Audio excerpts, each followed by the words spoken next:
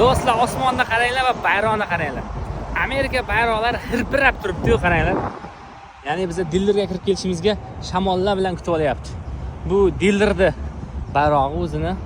Bu esa Amerika davlatining bayrog'i. Bu esa biz. Do'stlar, hozir bu yerdan Chevy mashinasini olamiz.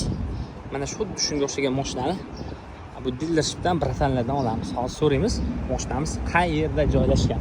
Bu yerda esa tragimizni qo'yibdi. Bittasi boshqa trag. Biz esa mana bu yoqqa qo'ydik, osongina chiqib ketish uchun. Mana mana kirib borasizlar, reception, ya'ni front desk o'tiradi. Sразу bizga aytadi, nimaga kelding dedi. Men hozir aytaman. Shu odam yordam beradi. Hey, I'm here to pick up a car for transporting.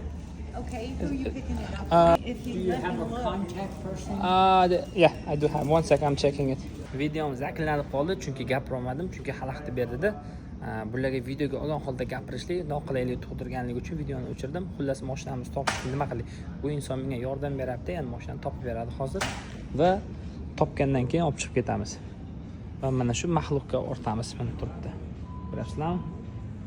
Shunaqa gaplar do'stlar. Mashina olish jarayoni shunaqa bo'ladi. Dealer kelasizlar, front desk yetasizlar, olib chiqib beradi. Bu yoqda esa eski legendalar. Bu Corvette, bu SS Chevy. Birinchi dastlabki mashinalardan.